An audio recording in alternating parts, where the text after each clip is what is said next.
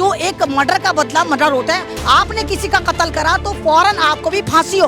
आप देखिए कि मोनू मानेसर के जो पालतू कुत्ते आए हैं, मैं बोलूंगी, लोग मुझे कहते हैं मैं गाली देती हूँ, हाँ मैं गाली दूंगी। अगर इंसानियत का कत्ल होगा मैं बार बार गाली दूंगी। इशू है, आप हमेशा मुल्लों का पेंच टाइट करते रहते हैं। आप ये बताइए कि 2 गरीब मुसलमानों की मॉब लिंचिंग करके आपने कौन से मुसलमान धर्म का जो है वो रीढ़ की हड्डी तोड़ दी, या इस्लाम की रीढ़ की हड्डी तोड़ दी, या मुसलमानों की अर्थव्यवस्था जो है डगमगा दी।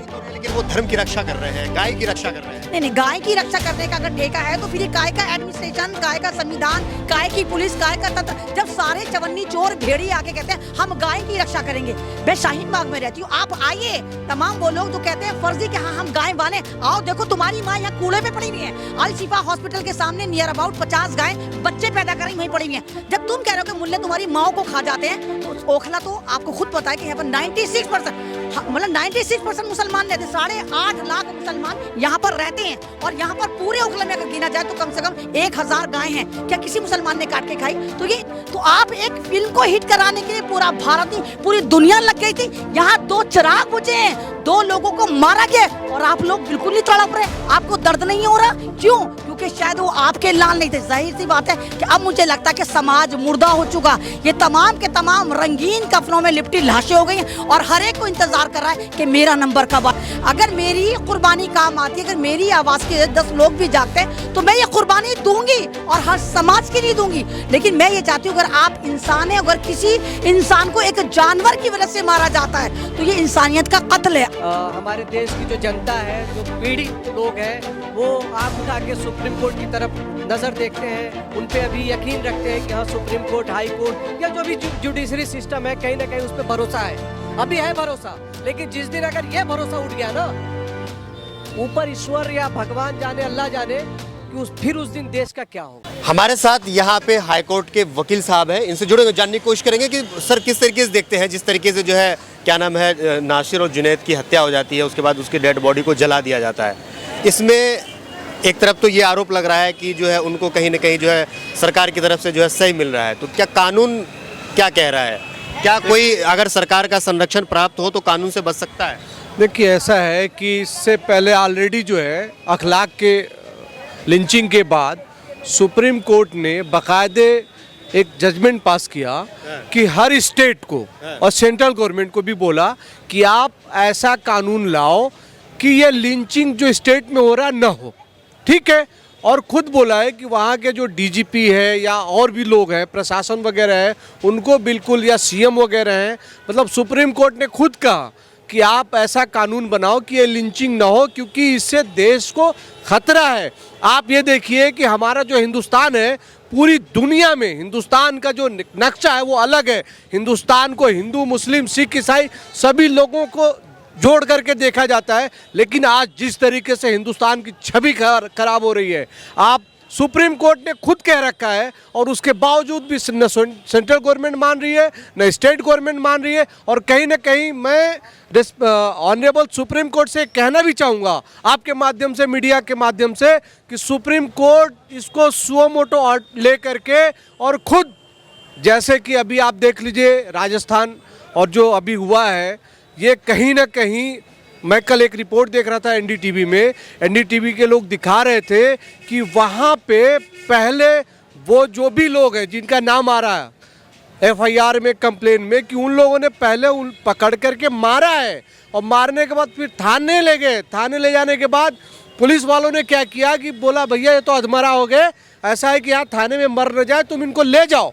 मतलब पुलिस उन लोगों से ऑलरेडी मिली हुई है। किसान आत्महत्या कर रहे हैं, उस पर बात नहीं करेगी हमारी सेंट्रल गवर्नमेंट, लेकिन हिंदू मुस्लिम, आप देखो कर्नाटक में अभी चुनाव आने वाले हैं, अभी राजस्थान में चुनाव होने वाले हैं, अब इनको लगेगा, और देखिएगा अब न जाने कितने लिंचिंग होंगे, ये सरकार लिंचिंग कराएगी। अगर जो व्यक्ति इस तरीके से अपराध करता है तो उसका क्या संविधान में क्या प्रावधान है? देखिए, संविधान तो जब से सरकार आई है बिल्कुल मजाक सा बन के रह गया है, और सुप्रीम कोर्ट और हाई कोर्ट ऑनरेबल जो है, हाँ ठीक है कि कहीं ना कहीं अभी हमारे देश की जो जनता है, जो पीड़ित लोग हैं, वो आंख उठा के सुप्रीम कोर्ट की तरफ नज़र देखते हैं, उन पे अभी यकीन रखते हैं कि हाँ सुप्रीम कोर्ट, हाई कोर्ट या जो भी जुडिशरी सिस्टम है कहीं ना कहीं उस पर भरोसा है, अभी है भरोसा। लेकिन जिस दिन अगर ये भरोसा उठ गया ना, ऊपर ईश्वर या भगवान जाने, अल्लाह जाने कि फिर उस दिन देश का क्या हो। अब देखिए, सरकार भी हमारे साथ देखिए आप भी लगातार समाज के लिए काम कर रहे हैं, आप भी लगातार 14 के बाद एक्टिव हैं, आप भी लगातार दबे कुचले लोगों के जाके इंटरव्यू लेते हैं। आप ये देखिए कि मॉब लिंचिंग की फाउंडर बीजेपी सरकारी नजर आ रही है, और ज़्यादातर जो लिंचिंग हो रही है या तो मुस्लिम समाज की हो रही है, दलित समाज की हो रही है।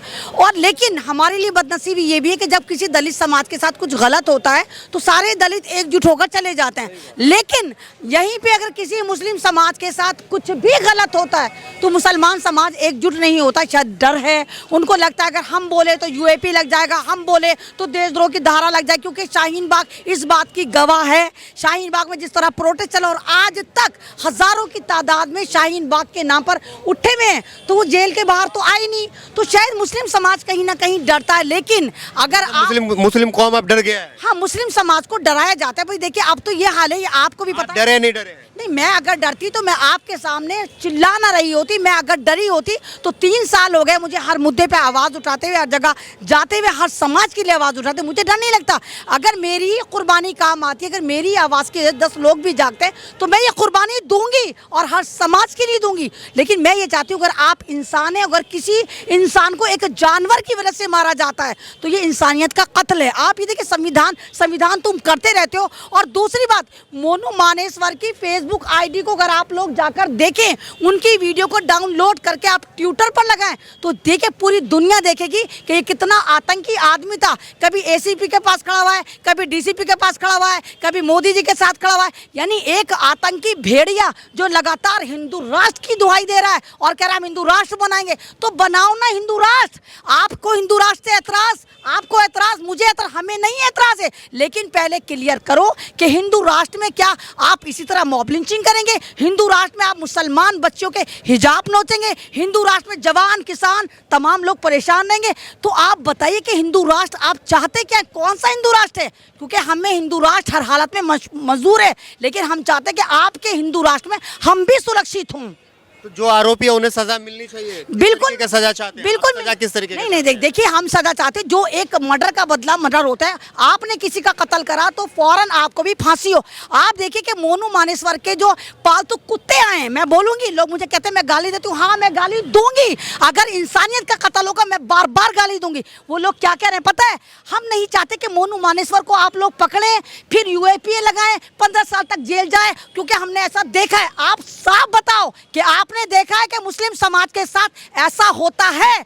15 साल तक मुस्लिम समाज जेलों में सड़ता है और 15 साल बाद सुप्रीम कोर्ट, हाई कोर्ट कहती है आपको बाइज्जत बरी करा जाता है। तो यानी आपको पता है कि इस समाज के साथ जुल्म होता है। इसीलिए आप कह रहे हो कि हम नहीं चाहते कि मोनू मानेसवर के साथ वही हो जो मुस्लिम समाज के साथ होता है। यानी आप कत्ल कर रहे हैं, उसके बावजूद भी आपको शासन प्रशासन बचा रहा है। 100 गांव के लोग, बताइए, आप बताइए कितनी शर्म की बात है।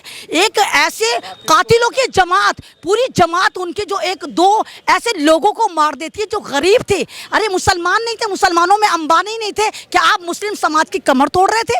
2 परिवारों के आपने चिराग बुझा दिया, किसी का पति छीन लिया, किसी का बेटा, किसी का बाप छीन लिया, और आप बेशर्मों की तरह कह रहे हैं कि जो भी मोनू मानेसवर को और इसके गुंडों को पकड़ेगा वो अपने पैरों पे बेशक आएगा, लेकिन अपने पैरों से नहीं जाएगा। तो यहाँ पर डेमोक्रेसी की मॉब लिंचिंग हुई है।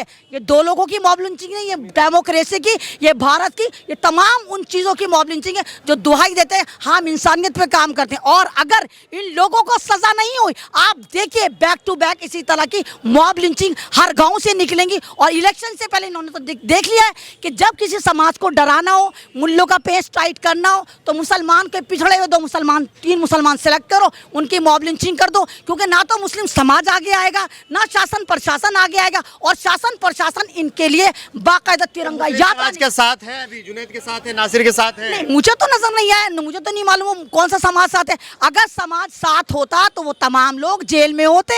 अगर समाज साथ में होता, आप ये देखिए कि एक पठान मूवी को हिट कराने के लिए पूरा हिंदुस्तान लग जाता है। क्यों? क्योंकि पठान कि बाइकआउट करा गया था, पठान को संविधानिक तरीके से नहीं करा था। तो आप एक फिल्म को हिट कराने के लिए पूरा भारत नहीं, पूरी दुनिया लग गई थी। यहाँ 2 चिराग बुझे हैं, 2 लोगों को मारा गया और आप लोग बिल्कुल नहीं तड़प रहे, आपको दर्द नहीं हो रहा। क्यों? क्योंकि शायद वो आपके लाल नहीं थे। जाहिर सी बात है कि अब मुझे लगता है कि समाज मुर्दा हो चुका, ये तमाम के तमाम रंगीन कफनों में लिपटी लाशें हो गई हैं और हर एक को इंतजार कर रहा है कि मेरा नंबर कब आएगा। बाड़े में घुस चुके हैं भेड़िए, इससे बेखबर मत रहना। बाड़े में भेड़िए घुस चुके हैं, कल उनका नंबर था, फिर मेरा नंबर, तुम्हारा नंबर भी आएगा। जब तक आवाज़ नहीं उठाओगे तो तुम्हारा नंबर आएगा। ये तुम्हें ऐसे गिन गिन के चुन चुन के मारेंगे और शासन प्रशासन इनको ऐसे ही बचाता रहेगा। जिस बुलेरो में ये थे और बुलेरो को फिर आग लगाकर आग के हवाले कर दिया जाता है, तमाम के तमाम सबूतों को ख़त्म कर दिया जाता है। अब आप ये देखिए कि कितना मतलब भारत का जो एक इंसानियत से लेवल कितना गिर गया है कि गुंडों की बटालियन ये कह रही है कि अगर मोनू मानेश्वर को या इस गाँव के किसी भी इंसान को, किसी भी हत्यारे को अगर गिरफ्तार करा तो जो पुलिस वाले अपने पैरों पे आएंगे वो पैरों पे नहीं जाएंगे। खुली धमकी है। और जहां इन दोनों युवकों को मारा गया है, इनकी मॉब लिंचिंग करी गई है, सवाल ही पैदा होता है। चलिए, आपको मुसलमान समाज से इशू है, आप हमेशा मुल्लों का पेंच टाइट करते रहते हैं। आप ये बताइए कि 2 गरीब मुसलमानों की मॉब लिंचिंग करके आपने कौन से मुसलमान धर्म का जो है वो रीढ़ की हड्डी तोड़ दी, या इस्लाम की रीढ़ की हड्डी तोड़ दी, या मुसलमानों की अर्थव्यवस्था जो है डगमगा दी? लेकिन वो धर्म की रक्षा कर रहे हैं, गाय की रक्षा कर रहे हैं। नहीं, गाय की रक्षा करने का अगर ठेका है तो फिर ये काय का एडमिनिस्ट्रेशन, काय का संविधान, काय की पुलिस, काय का तंत्र, जब सारे चवन्नी चोर भेड़ी आके कहते हैं हम गाय की रक्षा करेंगे। मैं शाहीन बाग में रहती हूँ, आप आइए, तमाम वो लोग जो कहते हैं फर्जी कि हाँ हम गाय वाले, आओ देखो तुम्हारी माँ यहाँ कूड़े पे पड़ी हुई है। अल शिफा हॉस्पिटल के सामने नियर अबाउट 50 गाय बच्चे पैदा कर रही वहीं पड़ी हुई हैं। जब तुम कह रहे हो कि मुल्ले तुम्हारी माओ को खा जाते हैं, तो ओखला तो आपको खुद पता है कि यहाँ पर 96% मतलब 96% मुसलमान रहते, 8.5 लाख मुसलमान यहाँ पर रहते हैं। और यहाँ पर पूरे ओखला में अगर गिना जाए तो कम से कम 1000 गाय हैं। क्या किसी मुसलमान ने काट के खाई? तो ये इनके ऊपर आरोप है। और जिस गांव के ये दोनों युवक थे, उस गांव में हम लोगों ने सर्वे करवाया, पूरे गांव में एक गाय तक लोगों ने नहीं पाल रखी दूध के लिए, क्योंकि उनको पता है कि ये नफरती भेड़िए हैं, ये गाय की आड़ में शिकार करते हैं, मुसलमानों की मॉब लिंचिंग करते हैं। और लगातार जब से सन 2014 में बीजेपी आई है, लगातार मुसलमानों को गाय के नाम पे मारा जा रहा है और ना मालूम कब तक मारा जाएगा।